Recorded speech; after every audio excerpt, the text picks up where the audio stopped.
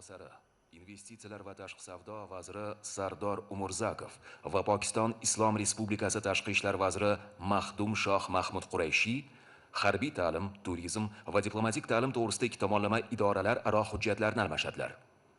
Deputy Prime Minister of the Republic of Uzbekistan, Minister of Investments and Foreign Trade, Sardar Umurzakov, and Minister of Foreign Affairs of the Islamic Republic of Pakistan, Mahdum Shah Mahmud Qureshi, will exchange bilateral documents on military education, tourism and diplomatic education.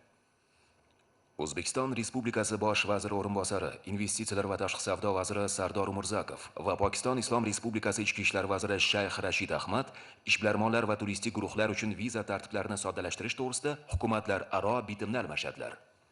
Deputy Prime Minister of the Republic of Uzbekistan, Minister of Investments and Foreign Trade, Sardar Umurzakov, and Minister of Interior of the Islamic Republic of Pakistan, Sheikh Rashid Ahmad, will exchange intergovernmental agreement on simplification of visa procedures for businessmen and tourist groups. O'zbekiston Respublikasi bosh vaziri o'rinbosari, investitsiyalar va tashqi savdo vaziri Sardor Umurzakov va Pokiston Islom Respublikasi bosh vazirining savdo va investitsiyalar bo'yicha maslahatchisi Abdul Razzoq Dobud tranzit va savdo to'g'risida bitimni almashadilar. Deputy Prime Minister of the Republic of Uzbekistan, Minister of Investments and Foreign Trade, Sardar Umurzakov, and Advisor for Commerce and Investment of the Islamic Republic of Pakistan, Abdul Razzoq Daud, will exchange intergovernmental agreement on transit trade. O'zbekiston Respublikasi Madaniyat vaziri Ozodbek Nazarbekov va Pokiston Islom Respublikasi tashqi ishlar vaziri Mahdum Shoh Mahmud Qurayshiy 2021-2026 yillarga mo'ljallangan madaniy almashuv dasturini almashadilar.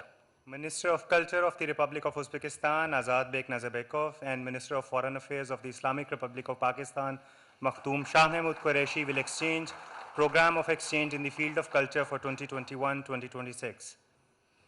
O'zbekiston Respublikasi Davlat bojxona qo'mitasi raisi Murodjon Azimov va Pokiston Islom Respublikasi Federal daromadlar boshqarmasi a'zosi Said Muhammad Tariqxuda bojxona sohasida axborot almashish to'g'risida protokolni almashadilar. Chairman of the State Customs Committee of the Republic of Uzbekistan, Murodjon Azimov, and member of the Federal Board of Revenue of the Islamic Republic of Pakistan, Sayyid Muhammad Tariq Khuda, will exchange protocol on the exchange of information in customs sphere.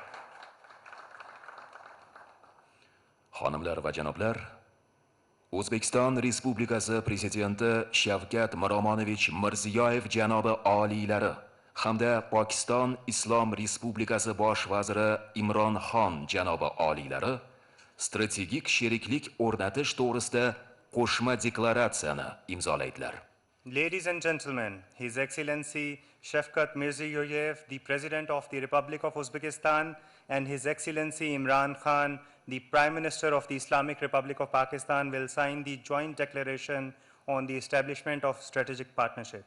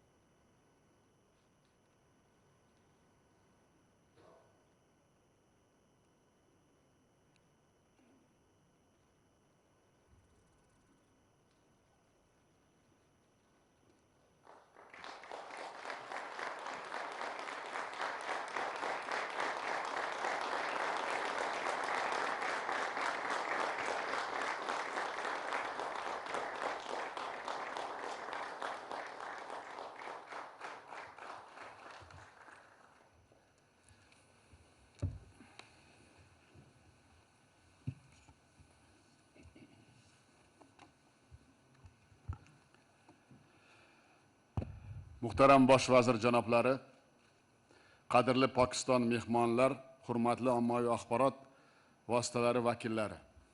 Your Excellency, distinguished Mr. Prime Minister, distinguished guests from Pakistan, dear representatives of the mass media. Avvalambor aziz birodarim Imran Xon janob oliylari va Pokiston delegatsiyasi a'zolarini saxovatli O'zbekiston zaminida yana bir bor samimiy qutlayman. First of all, let me once again cordially welcome my distinguished brother Imran Khan, His Excellency, and the delegation of Pakistan in the Uzbek land. Biz Pokistonni jahondagi o'zining salmoqli o'rniga ega qudratli davlat, vaqt sinovlaridan o'tgan an'anaviy sherigimiz sifatida e'tirof etamiz. Ushbu rasmiy tashrifni munosabatlarimiz tarixida yangi sahifa ochadigan muhim siyosiy voqea deb baholaymiz. We consider Pakistan as one of the great powers and strong countries in the South Asia. Plus, it's our well-tested traditional partner. And considering this very visit, we can say that this very visit will open the new page in the history of political and economic relations between Uzbekistan and Pakistan. Qurrali aloqalarimiz oxirgi yillarda sifat va mazmun jihatdan yuqori bosqichga ko'tarilib borayotganini bizni mamnun etadi. We are very much enjoying the multifaceted cooperation between Uzbekistan and Pakistan, which is very rapidly growing for the last several years.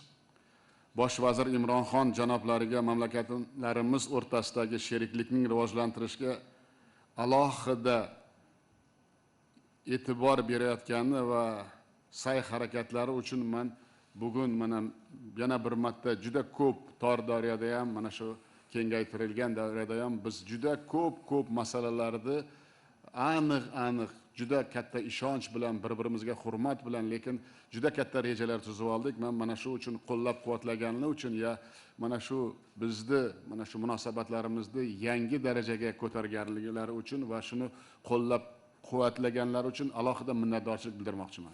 By taking this opportunity, I would like to extend my special and big thanks to our distinguished guest, His Excellency Prime Minister Mr. Imran Khan, because today, throughout our bilateral talks and extended meeting between the delegations, we have been discussing a number of large-scale projects, as well as we have made very clear understanding of various approaches for their implementation.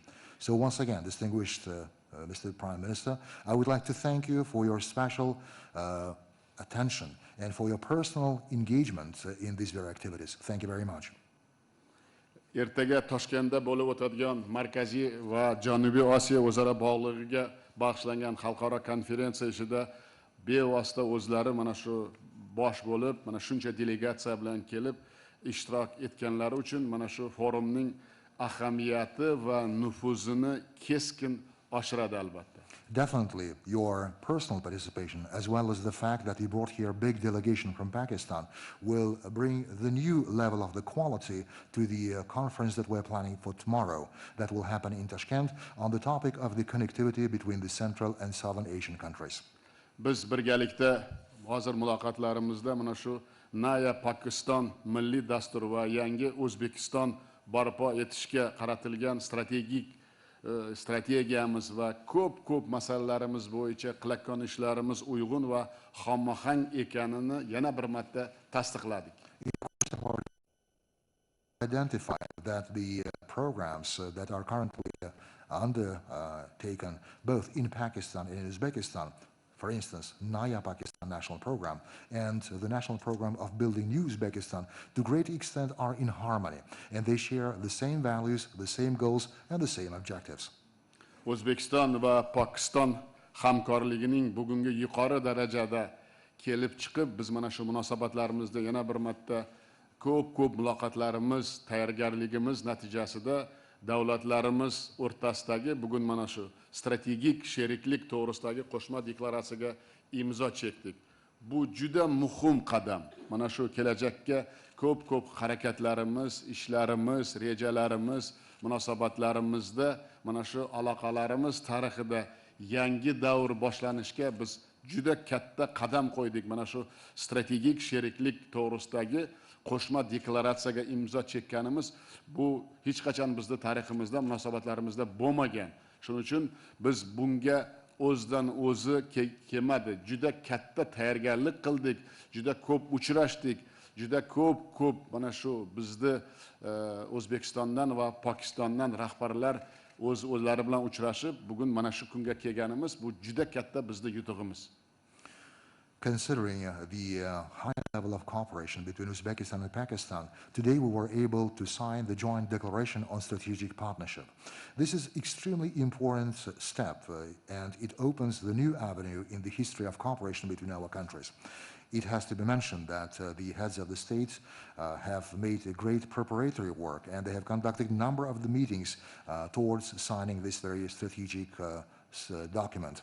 I believe that this will be the new document that will open the new history both in Pakistan and in our country. Biz albatta bugun juda katta tahlil qildik. Mana shu o'zaro savdomiz 4-5 barobarga o'sdi. Lekin biz bugun tahlil qilganimizda bu bizni imkoniyatimiz bilan mana shu ikkita davlatning katta salohiyatiga hech to'g'ri kelmaganini biz yana bir marta bildirib, mana shu komissiyaga alohida topshiriq berdik. Bitta raqamda aytmoqchiman. Kechagi mana shu biznes forumda o'zida 500 milliondan ko'p loyihalarga kelishilgani, bu bizni qancha o'zaro mana shu hamkorligimizda imkoniyat borligini dalolat beradi. Bu hali boshlanishi deb o'ylayman va mana shu boshlanishda ko'p sohalar bo'yicha kelishib oldik. Bu sohalar bo'yicha imkoniyatimiz cheksizligini biz yana bosh vazir janoblari bilan o'zimiz qo'limizga qalam olib mana sizlarni ham kuttirib qo'ydik, lekin bir narsani bilinglar, juda samarali uchrashuvlar bo'ldi va natijasi albatta bo'ladi. Men bunga ishonaman. I have to mention that for the recent years we were able to increase the turnover of goods in trade between Pakistan and Uzbekistan to 4 or 5 folds. But at the same time, this figure is far below the possible capacity of possible exchange of products between our countries. And therefore, we were able to reach the new discussions in order to increase the trade over between our countries for another 4 or 5 folds in the upcoming years. The fact that in the course of the business forum that had happened in Tashkent today, they were able to sign the contracts and agreements with a total value of $500 million. This again demonstrates that there is an endless opportunity for our effective cooperation. Well, I would like to bring the apology that we had to make you waiting for us for such long, but this is not just because we were talking. It's just because we were talking, we're having very productive talks, very productive discussions, and I'm confident very soon we'll be able to see the results. Hurmatli do'stlar, muzokaralar davomida biz mintaqaviy xavfsizlikni ta'minlash, ayniqsa Afg'onistonda tinchlik jarayonlarini hissa qo'shish bo'yicha batafsil juda ishonarli muloqotlarimiz va hamkorligimizni qanday qilish bo'yicha fikr almashdik. Umumiy maqsadimiz bitta. Mana shu umumiy maqsadimiz mana shu biz Afg'oniston zaminida tezroq tinchlik va barqarorlik o'rnatishni istaymiz va bu bo'yicha ko'p masalalarni kelishib oldik va hammalaring bilasizlar mana shu qo'limizda kelgan hamma ko'makni ko'rsatish, lekin hammalaring xabarlaring bor, biz 1 yil, 2 yildan beri juda katta harakatlar qilib O'zbekistonda tashabbusi bilan mana shu biz butun ko'p qo'shinlarimiz va hamkor davlatlar bilan kelishib mana shu Termiz, Mazar-i Sharif, Qabul, Peshawar temir yo'li qurish masalasi bo'yicha juda atroflicha kelishib oldik. Vaziyat nihoyatda og'ir, lekin hayot davom etyapti. Mana shu hayot davom etish inobatga olib, mana bugun hammalaring guvoh bo'ldilaring. Men Afg'oniston prezidenti bilan ham juda ko'p 3 soatdan ko'p muloqot bo'ldik. Mana janob bosh vazir Imran bilan ham kelishdik. Lekin mana shu bizni g'oyamizni, bizni tashabbusimizni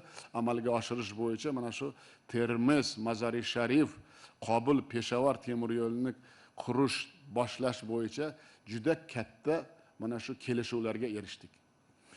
Distinguished friends, today in the course of our talks and discussions, of course, one of the major issues that we have discussed was ensuring the regional security and how we can ensure the peace-building process in Afghanistan, because we share the same goal, the same objective: establish peace and stability in Afghanistan as soon as possible.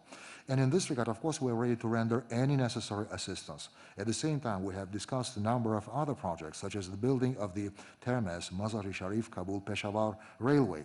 And we need to admit that Regardless, whatever is happening right now in Afghanistan, in spite of this very difficult and challenging situation, the life is going on.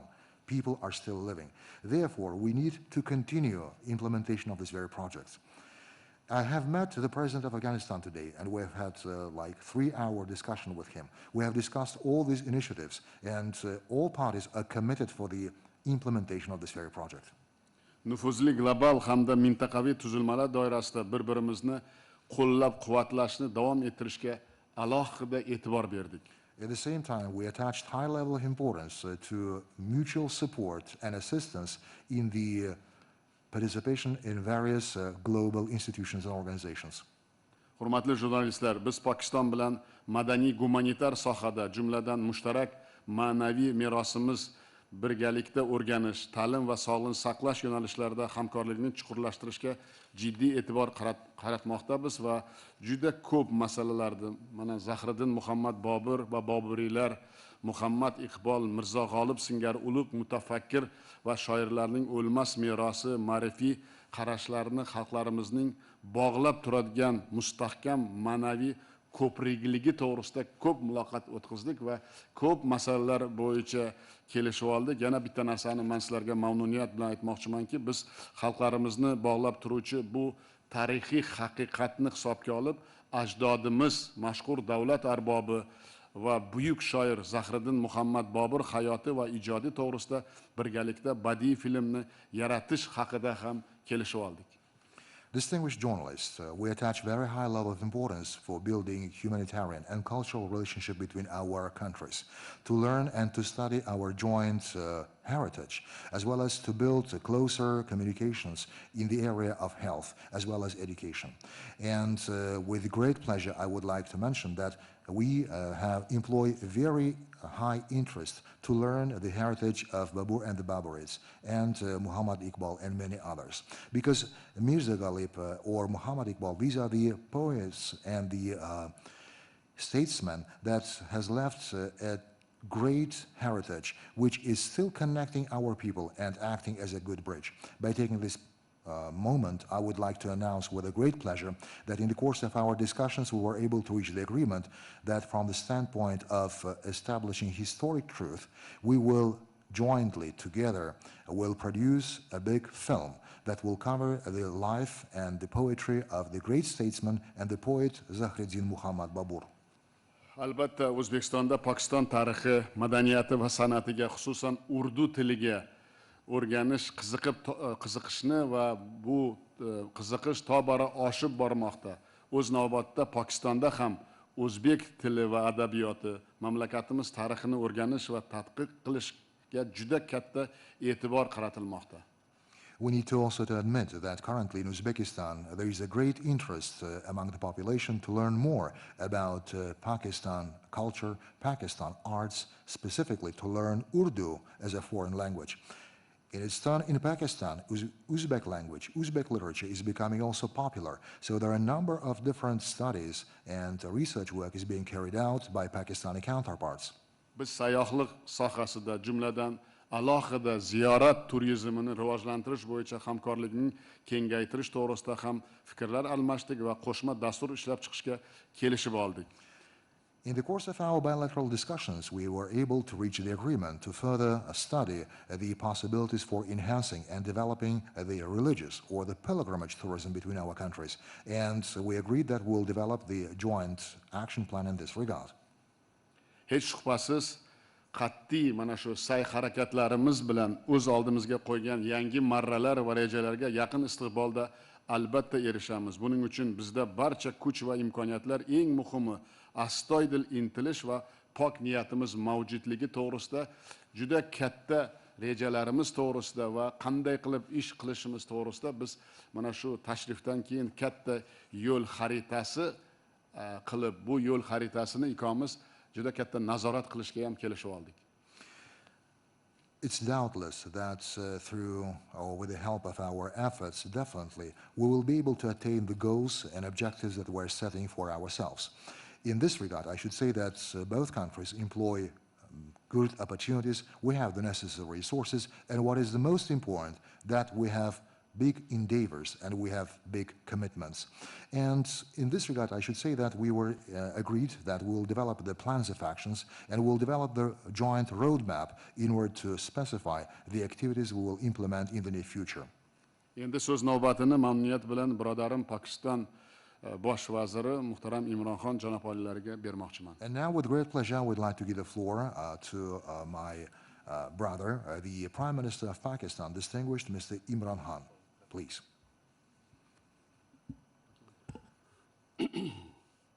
Bismillah ar-Rahman ar-Rahim. President Shaukat, on behalf of my delegation and myself, I want to especially thank you. Your generous hospitality, the way you have welcomed our delegation. We're all overwhelmed by your hospitality. So first of all, I want to thank you for that. Bismillah ar-Rahman ar-Rahim. Janob Prezident, Janob Shavkat Mirziyoyev, avvalambor birinchi navbatda barcha delegatsiyamiz nomidan, o'z nomimdan sizni bunday yuksak ehtirom va mehmondo'stligingiz uchun katta sizga minnatdorchilik bildirmoqchimiz. Biz bundan juda ham qattiq ta'sirlandik. This is my first visit to Uzbekistan, and inshallah not my last one. I can I can tell you that my delegation and I are very excited about, first of all, coming to Tashkent, because for that famous in 1965 the meeting that took place between the Pakistan President and the Indian Prime Minister. And so we all remember, I mean, I'm old enough to remember Tashkent. So firstly, coming to Tashkent, but secondly, we are all excited about going to Bukhara and Samarkand, because as children we have learned about it, its history. So this is also, I thank you, it's a great opportunity for us to see these two most historical cities tomorrow. Prezident janob oliylari, bu meni O'zbekistonga birinchi tashrifim va Xudo xohlasa bu oxirgi tashrifim bo'lmaydi. Toshkentga kelish biz uchun, men uchun va delegatsiyam uchun juda ham qiziqarli va juda ham hayajonli bir vaziyat, chunki bu bizni tarixan bolalikdan biladigan ko'p voqealarimiz bilan bog'liq. Mana 1965-yilda tarixiy bir voqea bo'lgan Pokiston prezidenti va Hindiston bosh vazirini Toshkentdagi muzokaralari va buni men o'zim bolaligimdan eslayman. O'sha vaqtda men o'smir edim. Bundan tashqari Buxoro va Samarqandga borishni ham biz juda katta ishtiyoq bilan kutayotgan edik, chunki bizdan bu shaharlarni, buyuk shaharlarni tarixidan xabardor bo'lib kelganmiz. Today we had extensive talks, and our talks were on the trade, connectivity, cultural, spiritual, and political. So we had such long talks that by the end, Mr. President, I was able to almost understand half of what you were saying in Uzbekistani.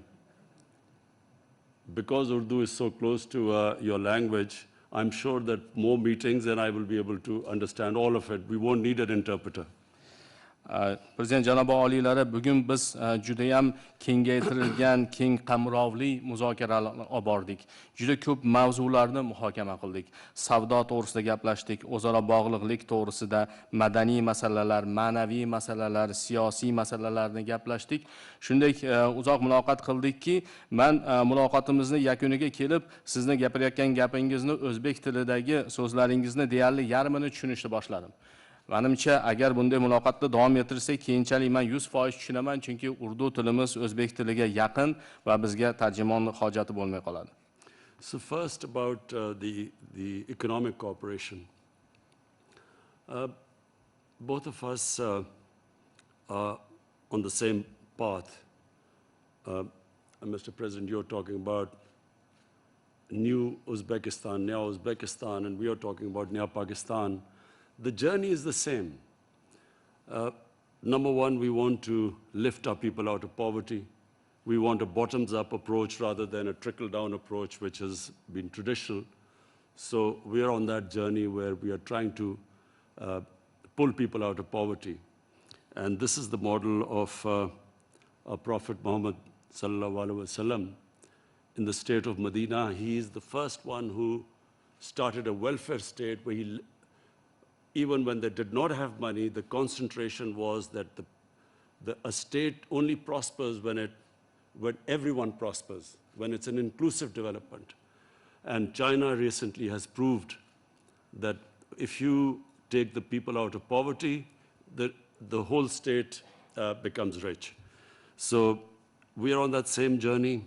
I know you're concentrating on education and lifting your people up from their current economic situation. Secondly, we have now changed emphasis from geostrategic to geoeconomics. Our whole idea is that we have to create wealth. If we create wealth, then we can spend it on our lower strata of the society and lift them up. So this is extremely important for us, that we now have strong trading relationship with Uzbekistan, which is the biggest country in Central Asia. And we feel that this will benefit both of us. It will be a win-win situation for both Pakistan and Uzbekistan, the stronger we improve our trading ties. Prezident janobi oliylari bizni muhokama qilgan yo'nalishlarimizda avvalambor biz iqtisodiy hamkorlik to'g'risida gaplashdik va bu borada ham bizni fikrlarimiz juda ham hamohang bo'ldi. Bizni oldinga qo'ygan rejalarimiz ham juda ham mushtarak.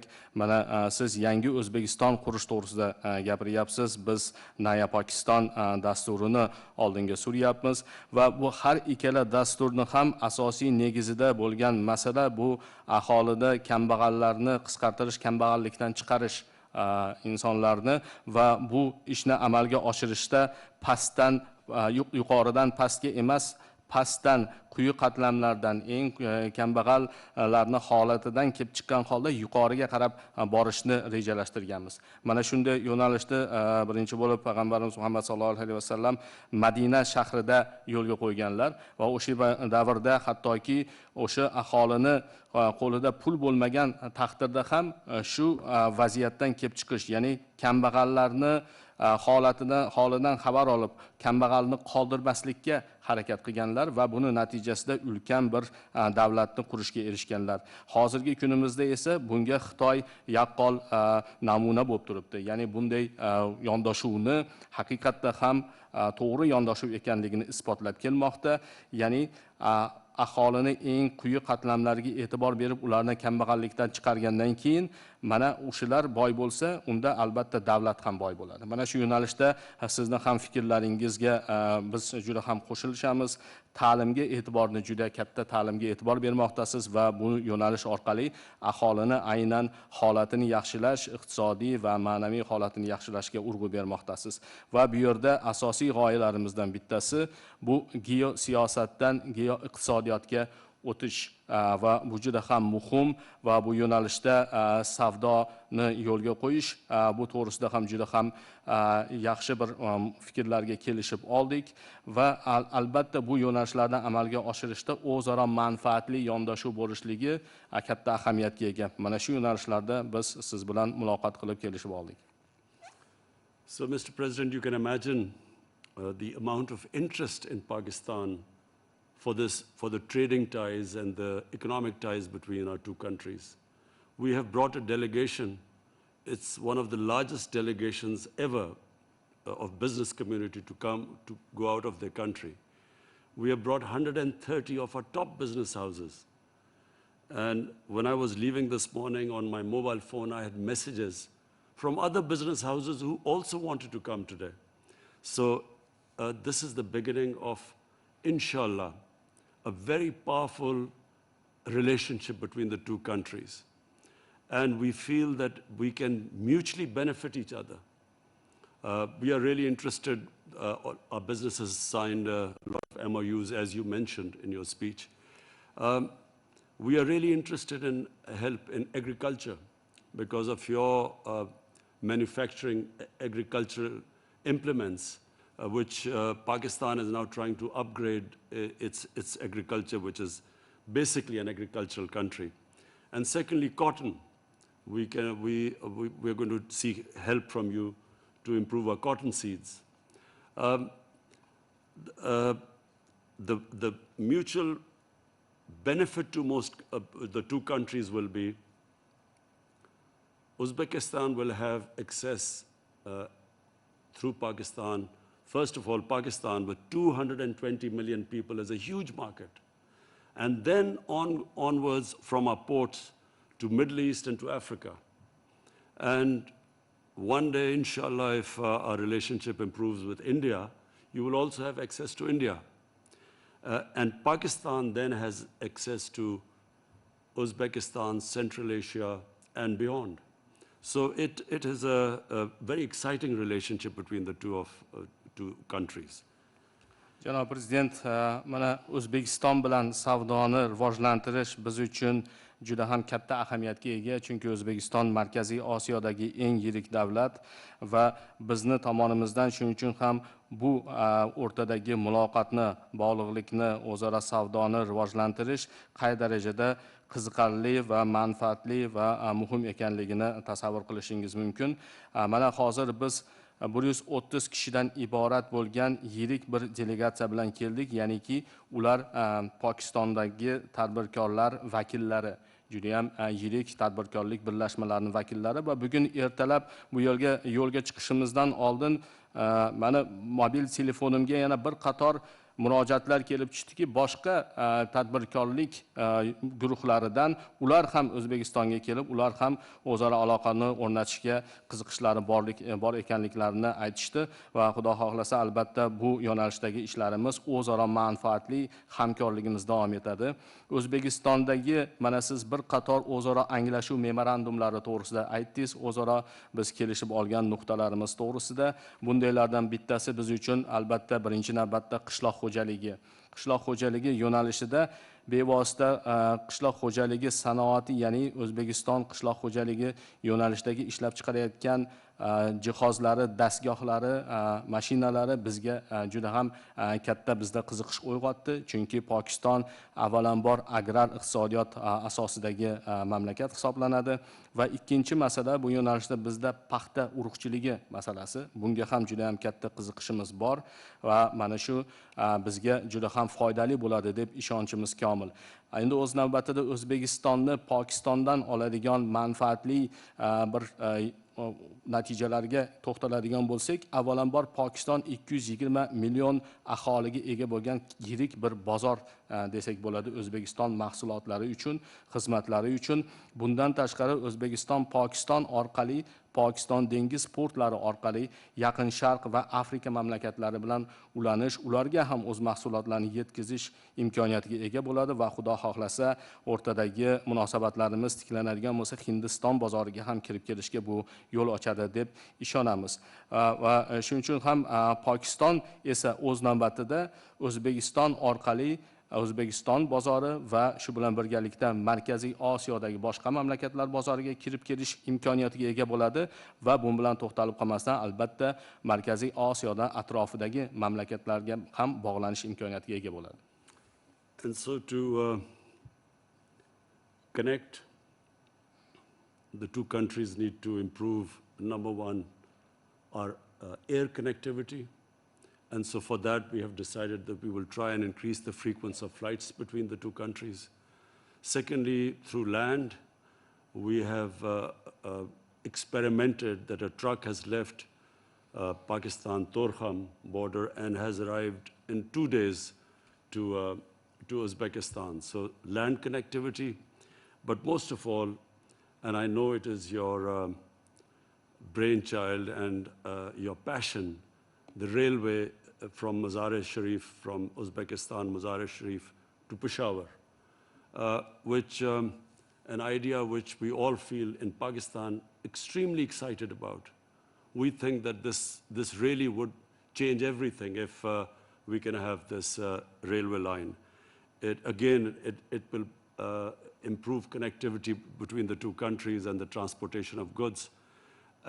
And so that, I assure you that President Shaukat, I will be pursuing it, my government will be pursuing it, and rest assured that we will try and push this, this extremely exciting project as much as we can. Va o'zaro bog'liqlik to'g'risida gapirar ekanmiz. Bu yerda albatta ikkita yo'nalish juda ham muhim. Birinchisi bu havo orqali aloqalarni o'rnatish va bu yo'nalishda mana siz bilan janob oliylar biz kelishib oldik. Birinchi qiladigan ishimiz o'zaro yo'lovchilarni havo orqali qatnovlarini demak raqamini oshirish va shundan keyingi yo'nalishimiz havodagi kargo yuklar tashishni ham yo'lga qo'ygach, keyingi yo'nalish bu albatta avtotransport, ya'ni yer usti transporti orqali o'zaro aloqalarni, iqtisodiy aloqalarni rivojlantirish. Mana siz aytib o'tganingizdek, Pokiston chegarasidan O'zbekiston hududiga qadar bir sinov tajriba sifatida avtotransport yo'lga chiqqan va 2 kun ichida O'zbekistonga kirib kelishga muvaffaq bo'lgan. Va bu ham bu yo'nalishda katta salohiyat mavjud ekanligini bildiradi. Va keyingi masala albatta bu sizning o'zingizning g'oyangiz mahsuli bo'lgan juda ham katta loyiha. O'zbekiston bilan Mozori Sharif Qobul orqali Pokistonning Peshawar shahrini bog'lovchi temir yo'l loyihasi. Mana bu loyihani siz juda ham ilg'or tartibda targ'ib qilib kelyapsiz va biz Pokistonda sizni fikrlaringizni o'rganib bunga ishondik va hozirgi kunda bu g'oyani naqadar to'g'ri ekanligini anglab katta ishtiyoq bilan uni amalga oshirishni kutib qolmoqdamiz. Chunki bu mamlakatlarimiz o'rtasidagi tovarlarni transportiga, ularni yetkazib berishga juda ham katta xizmat qiladi va shu yo'nalishda albatta janob oliylari men sizga ishontirib aytamanki, shaxsan o'zim va meni hukumatim mana shu g'oyani ortida turamiz va buni albatta amalga oshirishda sizga ko'makchi bo'lamiz. And we discussed the political situation in Afghanistan in details. We are both concerned as neighbors of Afghanistan that people of Afghanistan have suffered for the last 40 years. And as neighbors, we feel they are our brothers, that there should be peace there, there should be a peaceful political settlement there. So we discussed that in details. And we also resolved that the neighbors, Uzbekistan, Tajikistan, Iran, Pakistan, and even Turkey, we will try and help facilitate a peace process in Afghanistan. And for that, we hope that our foreign ministers will first meet, and then we will go on and try to have a summit so that we can stop what looks like a civil war. Keyingi masalamiz biz har tomonlama muhokama qilgan masalarimiz bu Afg'onistondagi siyosiy holat bo'ldi. Buni har tomonlama siz bilan muhokama qildik. Albatta har ikkala mamlakat Afg'oniston bilan qo'shni mamlakatlar hisoblanamiz. Shuning uchun ham bu mavzu biz uchun juda ham tashvishli, katta ahamiyatga ega bo'lgan mavzu. Qolaversa, afg'on xalqi mana 40 yildirki, mana shu notinchlikdan, jangu jadallardan aziyat chekib kelyapti va bu afg'on xalqi biz uchun birodar xalq hisoblanadi. Shuning uchun ham sizning ham bizning ham fikrlarimiz mushtarak bo'ldiki, Afg'onistonda tinchlikni o'rnatishni biz siyosiy murosa orqali yo'lga qo'yishga kirishimiz lozim va bunga bu yagona yechim bo'lishi lozim. Va bu yo'nalishda O'zbekiston, Tojikiston, Eron, Pokiston va hattoki Turkiya bilan birgalikda fikr almashib mana shu ishga birgalikda kirishish to'g'risida kelishib oldik. Birinchi qadam sifatida bizni tashqi ishlar vazirlarimiz bu yo'nalishda muhokamalarni, muloqotlarni yo'lga qo'ysalar, keyinchalik davlat rahbarlari darajasida summit o'tkazish fikri ham muhokama qilindi. And finally, Mr. President, about the cultural aspect.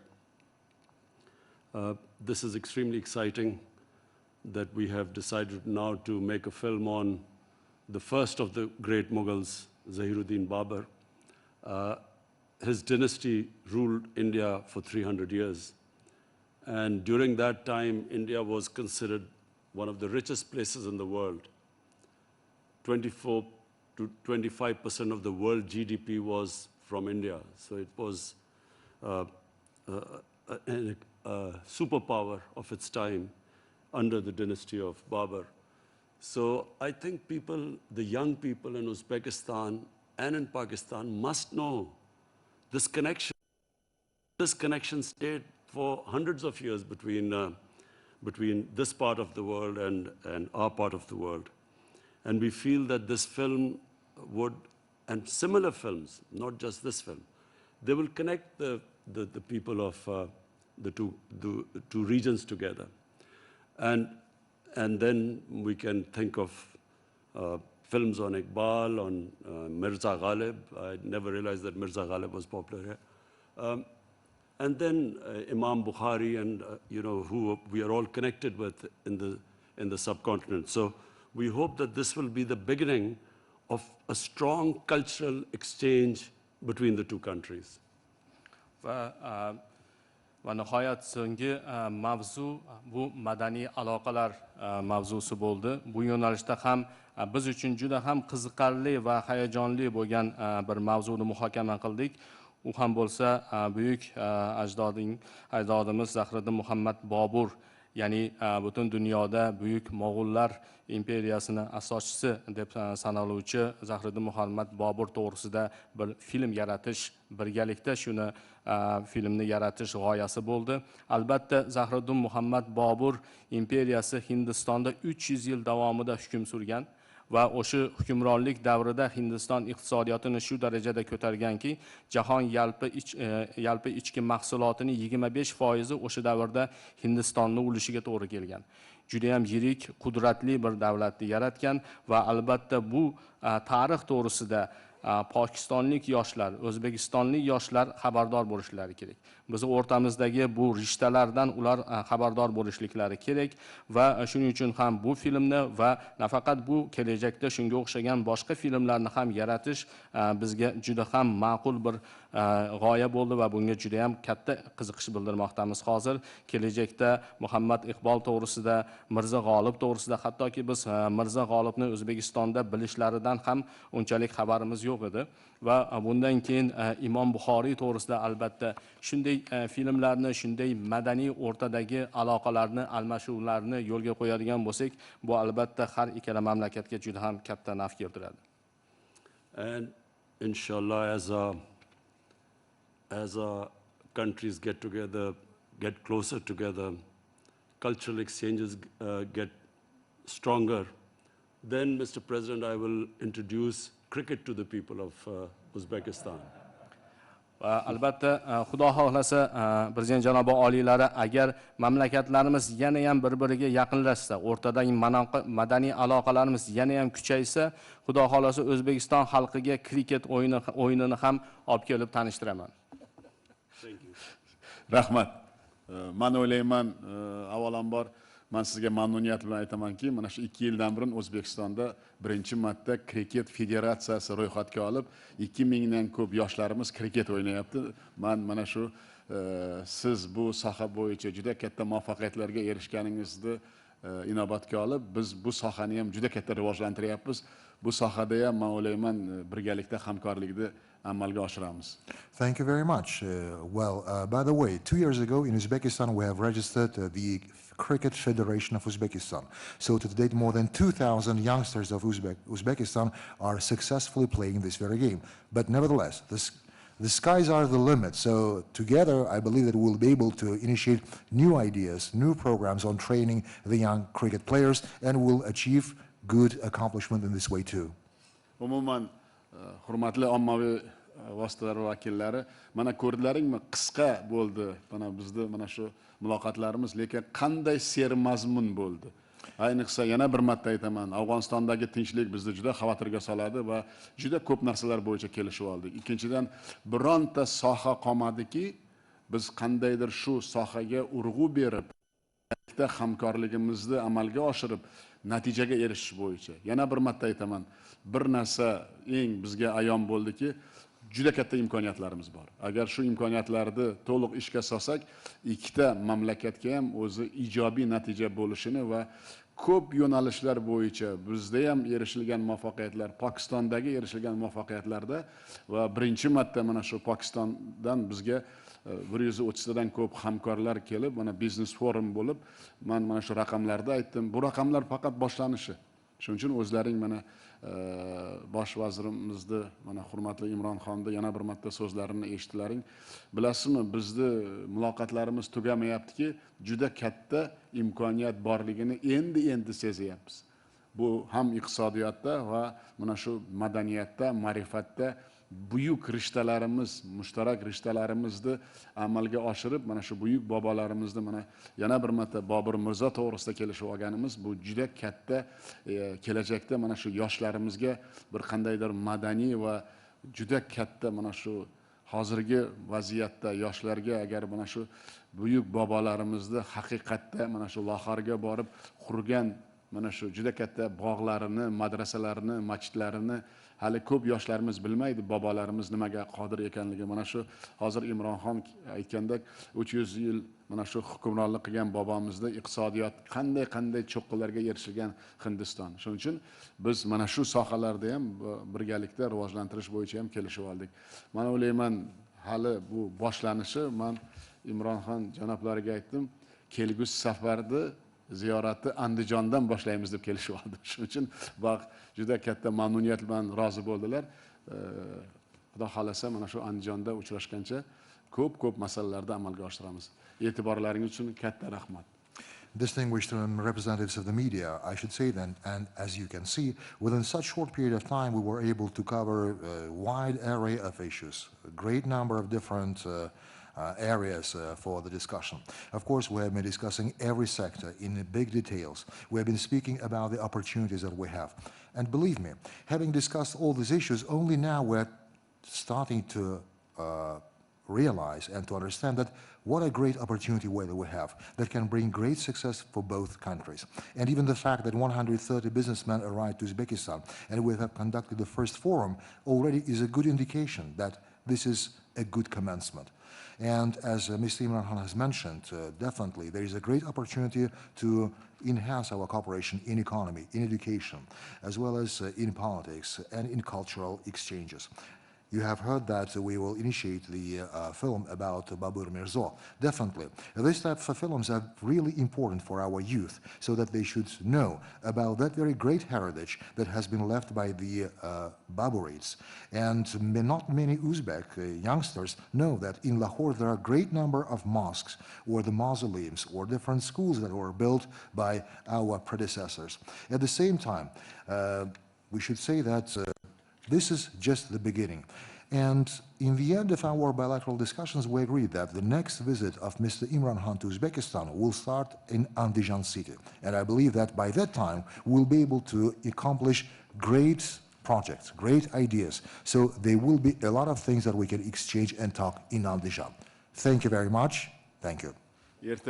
Juda sermahsun, og'ir sizlarga ham kun. Shuning uchun men o'ylayman, bugun charchaganga o'xshaysizlar, lekin bitta narsani tasavvur qilinglar, ertaga 2 karra ko'proq bizda nima deydi ishlarimiz. President Shaukat, I must insist that you have to visit Pakistan before I come back to Uzbekistan next time. Prezident janob oliylari, men O'zbekistonga qaytib kelishimdan oldin, ikkinchi tashrifimdan oldin siz Pokistonga albatta tashrif buyurishingiz kerak. Shuni qat'iy sizdan iltimos qilib qolaman. Albatta, men mamnuniyat bilan qabul qilaman. Mana shu buyuk bobolarimiz qadam joylarini, mana shu biz ham ana shu yoshlarimizga namuna qilish uchun avvalambor o'zimiz borib ko'rib kelish niyatlarimiz yo'q emas. Albatta bu tashrif inshaalloh amalga oshiriladi. Inshallah, definitely. I look forward to visiting Pakistan in order to see those very places that were still remaining the touch of our ancestors, and to see the life in Pakistan and people of Pakistan. And that's one of our plans. And inshallah, it will happen. Rahmat. Thank you.